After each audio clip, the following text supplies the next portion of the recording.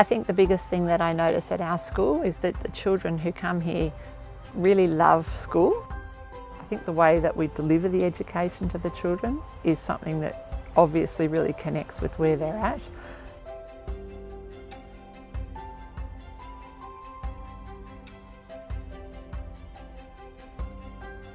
Mansfield Steiner School is for people who are looking for a meaningful education that aligns with their values. The difference of education at Steiner is that we're not telling the students what to know, we're teaching them how to learn. Every educational experience is geared to, in some way, support the students' confidence and self-esteem.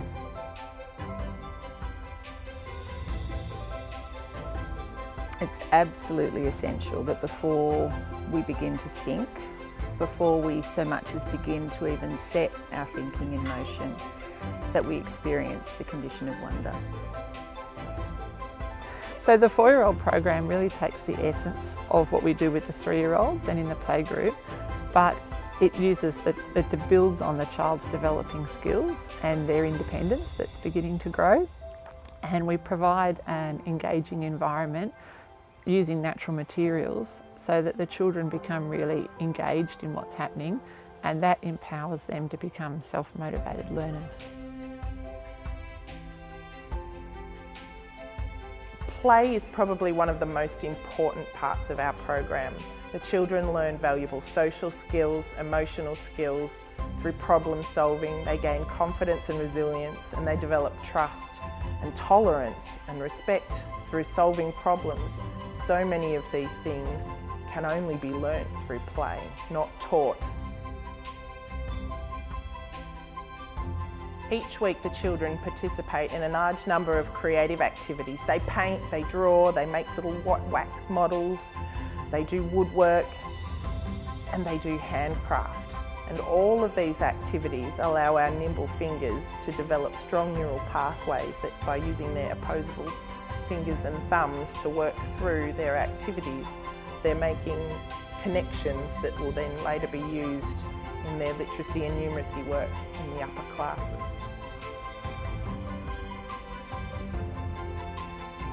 To me, the essence of Class 1 is establishing routines and rhythms. We're learning the alphabet, we're learning numbers, we're learning how to look after the classroom, we're learning how to look after each other, we're learning how to look after the school.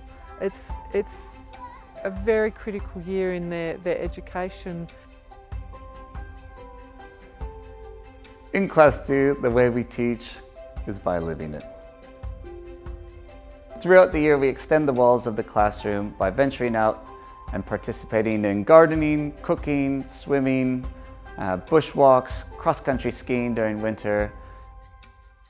It's not just 2 times 2 is 4, 2 times, all the times tables, but it's actually living into the times tables and also seeing the patterns that numbers can make.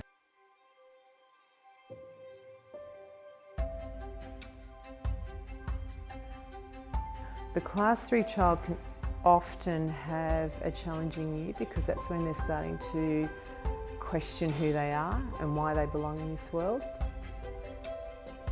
That's why we do the practical year, so there's a lot of building, farming, gardening. So it gives them the safeguard to know that they can be self-sufficient. They learn history of measurement, then they'll go into metric measurement. They do linear, they do capacity, and they do weight. So there's a lot of hands-on activities. Making it real for them. So instead of just explaining to them what measurement is, they actually discover it for themselves.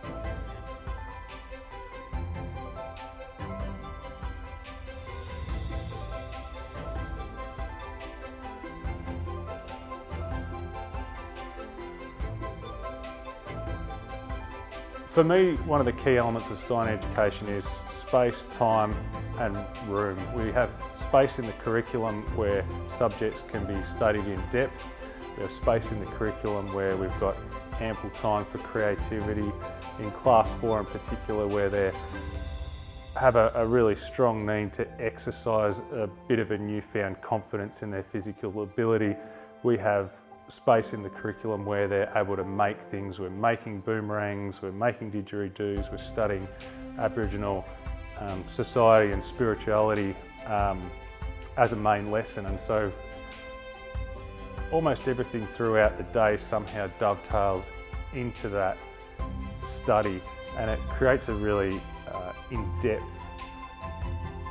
curriculum and an in-depth experience for the kids. And so time is really the main thing, I think, that differentiates us from other forms of education. Class 5 is like the middle of childhood, and there's a real awakening to cause and effect. Our stories move from mythology to ancient history as the students begin to understand how the past influences the present and the future. Through this period, they see the increasing ability of human beings to manipulate their environment. We learn about first peoples of Australia and the first settlers, going on camp to Sovereign Hill, ancient Greece as well, or the geometry and the balance. That really meets them. What we do differently, I suppose, is bringing that at a time when they're feeling that inside them, that what's happening in that era of time is reflected in their growth as well. Throughout Class 6, in the science that we study, the students learn the power of observation and the wonderful that can be found in everyday experiences. Around the age of 12, they really want to know how things work through facts and details. In Term 1, we go on a horse riding camp to Merry Jig and we explore the local high country. And this connects with main lessons we've learned in the past about local area and future main lessons that we're going to learn about Australian history and geography.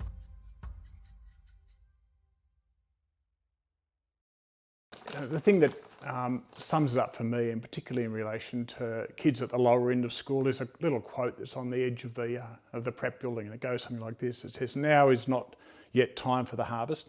Now is time to plant the seeds, which will bear fruit at a later date. Here we have time." And that means a huge amount to me. I love that. I love that little quote. Yeah, that's what it's all about as far as I'm concerned.